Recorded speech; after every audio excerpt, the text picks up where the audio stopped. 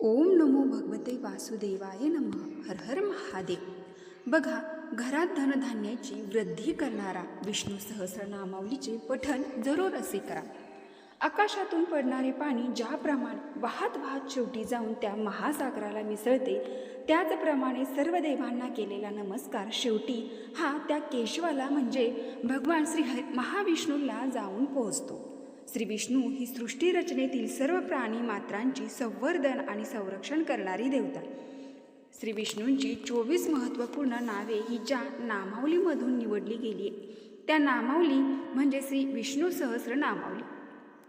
या नामावलीचा उपयोग श्री विष्णू नामस्मरण, पूजन, अभिषेक किंवा तुलसी पूजनाधिक कारणासाठी केला जातो. त्यानुसार त्याचा संकल्प हा बदलत असतो.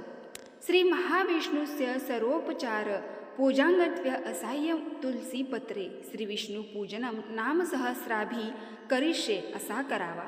जर नुसता जप करायचा असेल तर विष्णू देवता पित्यार्थ किंवा अद्य एक दिने तस्य एत सहस्रनाम जप करस्य असे म्हणावे. जर ह्या नामोपचाराबरोबर अभिषेक करायचा असेल तर जलनदुग्धेन पंचामृतेने सहस्र नामोपचार सहितम अभिषेक करिष्ये असे म्हणावे.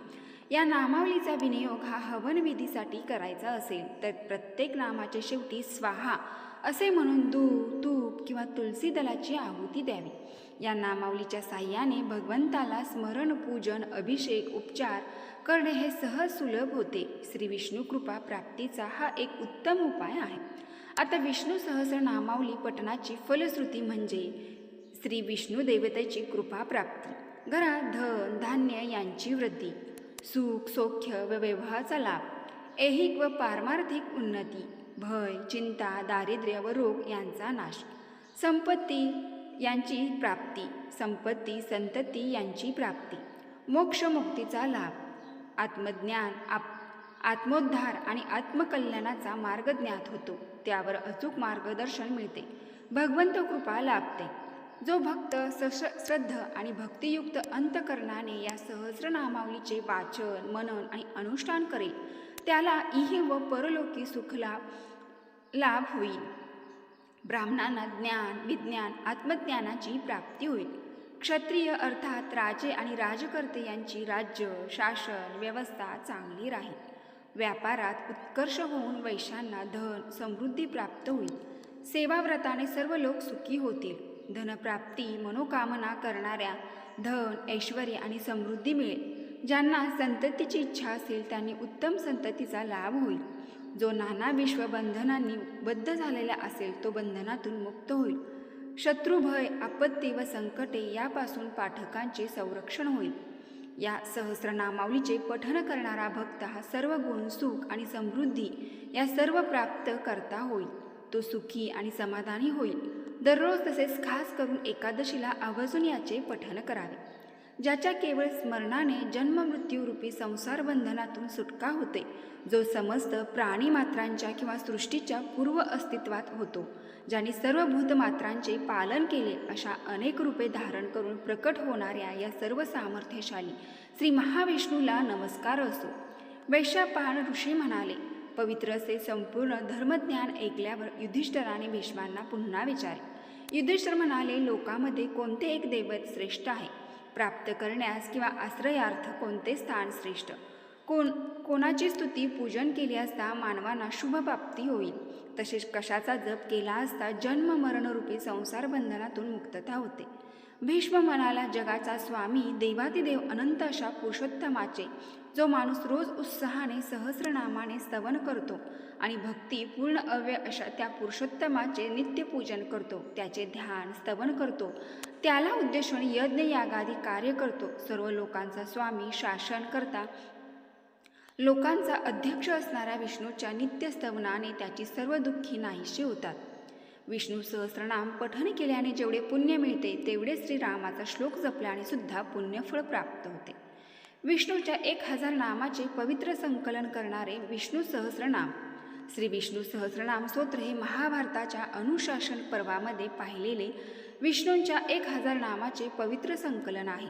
या स्तोत्राचा जप करणे खूप शुभ मानले जाते. पद्मपुराणात 1000 या नावामागे आणखी श्लोक आहेत जे स्तोत्राची महानता स्पष्ट करतात. ते परंपरेने विष्णू सहस्रनामाच्या संपूर्ण पाठाचा एक भाग आहे. त्यापैकी हा एक प्रसिद्ध श्लोक आहे जो या भागाचा महत्त्वाचा विषय येतो. श्री रामे रामे रामेती रमे रामे मनोरमे सहस्रनाम ततुल्यम रामनाम वरानने. हे सुमुखी पार्वती, राम राम राम अशा प्रकारे मी रामनामाचा रममान होतो. हे रामनाम मनाला अत्यंत आनंद देणारे आहे. रामाचे हे एक नाव भगवान विष्णूंच्या 1000 नावाच्या विष्णू सहस्रनाम समान आहे. अत्यंत महत्त्वाचा मानला जाणारा हा श्लोक संपूर्ण सहस्रनामाच्या पठणादरम्यान 3 वेळा म्हटला जातो. आपल्यापैकी बहुतेकांचा असाच विश्वास आहे की हा श्लोक शुभ आणि पवित्र असल्यामुळे 3 वेळा म्हणला जातो. म्हणून विष्णू सहस्रनाम ऐकल्याने घरामध्ये काय चमत्कार होतात. आपल्या परंपरेत प्रामुख्याने 3 देवतांची पूजा केली जाते. ब्रह्मदेवाला विश्वाचा निर्माता म्हणून ओळखले जाते, शिवाला संहारक म्हणून ओळखले जाते आणि भगवान विष्णूला विश्वाचा संचालक मानले जाते. भगवान श्री हरिविष्णू हे विश्वाचे पालनकर्ता म्हणून ओळखले जातात. त्यामुळे त्यांची उपासना केल्याने तुमचे जीवन खूप सोपे आणि सुखी होते. आता सध्या तरी अधिक मास आहे, तर या अधिक मासामध्ये ही सेवा केल्याने तुमच्या सर्व इच्छा मनोकामना या पूर्ण होतात. बघा, आपले संगोपन करणाऱ्याची पूजा केल्याने जीवन जगणे आणि पुढे जाणे खूप सोपे होते अशी श्रद्धा आहे. म्हणून भगवान विष्णूंची उपासना करणाऱ्याचे अनेक मार्ग आहेत, ज्यामध्ये विष्णू सहस्रनामाचा पाठ करणे सर्वात फलदायी मानले जाते. असे मानले जाते की विष्णू सहस्रनामाचे नियमित या अधिक मासामध्ये पठण किंवा श्रवण करतात त्याचे प्रत्येक कार्य पूर्ण होते. लाखो दुःख दूर होतात. परंतु विष्णू सहस्रनामाचे पठण करण्याचे अनेक नियम देखील आहेत आणि ते ध्यानात ठेवूनच पाठ केले पाहिजे, जेणेकरून भगवान विष्णूची कृपा प्राप्त होते. भगवान विष्णू प्रसन्न होतात. विष्णू सहस्रनाम हे एक प्राचीन स्तोत्र आहे, ज्याचा शब्दशः अर्थ भगवान विष्णूच्या 1000 नावाशी आहे. विष्णू सहस्रनाम हे संस्कृत विद्वान ऋषी व्यास यांनी लिहिलेले महाभारताचा एक भाग आहे.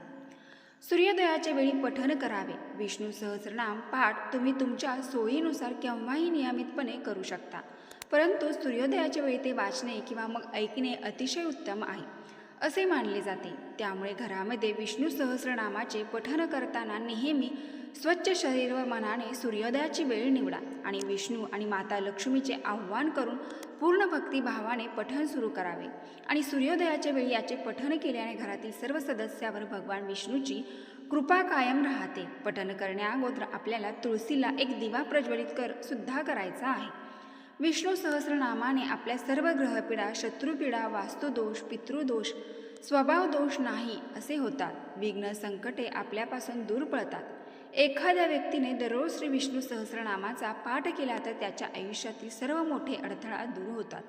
त्या व्यक्तीला कीर्ती, आनंद, ऐश्वर्य, समृद्धी, यश, आरोग्य आणि सोबतच भाग्य प्राप्त होते. जर तुम्हाला हे पठण रोज करता येत नसेल तर हे फक्त गुरुवारी वाचा. असे केल्याने तुमची प्रत्येक इच्छा पूर्ण होऊ शकते.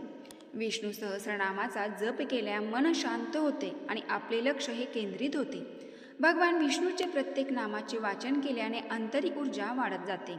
विष्णू सहस्रनामाचा जप केल्याने भगवान श्रीहरीची कृपा लाभते आणि सर्व कामे सहज होतात. विष्णू सहस्रनामाचा जप केल्याने भक्तिभावाने मनपूर्वक पठनाने केल्याने भक्ताला अपार लाभ मिळतात. विष्णू सहस्रनाम जपण्याचे काही नियम देखील आहेत. विष्णू सहस्रनामाचा जप करण्यासाठी प्रत्येक नावाचा अर्थ समजून घेणे आणि त्याचा अंतर्भाव करणे. विष्णू सहस्रनाम दिवसाच्या कोणत्याही वेळी तुम्ही पठण करू शकता किंवा मग पहाटे करू शकता. ब्रह्ममुहूर्तावरती पठण केल्याने अतिशय उत्तम किंवा सूर्योदयाच्या सुमारे 1.5 तास आधी पवित्र होऊन स्वतःचे उच्चारण करणे अत्यंत शुभ मानले जाते. अधिक मासात विशेष फलदायी आहे. या स्तोत्राचे पठण केल्यास अधिक मासामध्ये याचे अनंतपटीने पुण्य मिळते. दर बुधवारी 4 वेळा विष्णू सहस्रनाम म्हटले तर सर्व पितरांना सद्गती मिळते. म्हणून या अधिक मासामध्ये तरी तुमच्या पितरांना सद्गती मिळण्यासाठी 4 वेळा जेव्हा शक्य होईल तेव्हा हे विष्णू सहस्रनाम पठण करण्याचा जास्तीत जास्त प्रयत्न करा. पठण करणे शक्य नसेल तर श्रवण करावे, मोबाईलवरती ऐकावे. नियमित रोज 12 वेळा विष्णू सहस्रनाम 6 महिने म्हटले तर सर्व प्रारब्ध नष्ट होतात व तिन्ही लोकी कीर्ती व मोक्ष प्राप्त होतो. म्हणून या अधिक महिन्यापासून या श्री विष्णू सहस्रनामावलीला सुरुवात करा, म्हणजेच भक्ती व मुक्ती दोन्ही प्राप्त होतात. 15,000 वेळा विष्णू सहस्रनाम म्हटले तर एक विष्णू याग केल्याचे फळ मिळते, असे श्री डोंगरी महाराज विरचित भागवतात लिहिले आहे. एकादशीच्या रात्री 12 वाजता स्नान करून विष्णूपुढे राम, बालाजी, पांडुरंग, कृष्ण, फक्त नरसिंह नको, तुपाचा दिवा लावा व उदबत्ती लावून विष्णू सहस्रनामाचे 12 पाठ 12 एकादशीला केले तर साक्षात भगवंताचे दर्शन होते. 40 दिवसाच्या रोज 12 वेळा नियमित पठण केल्याने अशक्य गोष्टी शक्य होतात. सहस्रनामांनी अर्चना अथवा तूप किंवा तुपावलेल्या तिळाने विष्णू सहस्रनाम आणि हवन केले तर अतिशय उत्तम अनुभव येतात. या अधिक मासातील गुरुवारी बाळकृष्णाला एक तुलसी दल अर्पण करून मुलांकडून रोज एकदा विष्णू सहस्रनाम म्हणून घेतले तर त्याचे उच्चार स्पष्ट व शुद्ध होण्यास मदत होते. त्यानंतर तुळशीची पाने त्यांना चावून खायला दिल्याने त्यांची बुद्धी तेजस्वी होण्यास मदत होते, तल्लख होण्यास मदत होते, अभ्यास केलेला सर्व लक्षात राहण्यास मदत होते. वास्तुदोष जाण्याकरता रोज 3 आठवडाभर पठण करावे. याची सुरुवात बुधवारी करावी. तुपाचा दिवा, उदबत्ती हे लावावे. बाहेरचा त्रास असेल, संततीमध्ये होण्यासाठी वेळ लागत असेल तर अशा व्यक्तीने रोज सकाळी संध्याकाळी विष्णू सहस्रनामाचे पाठ ऐकावे. मैत्रिणी, अत्यंत महत्त्वपूर्ण माहिती तुम्हाला तुमच्यापर्यंत पोचवायची होती. व्हिडिओ पूर्ण माहिती आवडली असेल तर नक्की आपल्या चॅनलला एक लाईक करून कमेंट बॉक्समध्ये ओम विष्णवे नमः नक्की टाईप करा. धन्यवाद.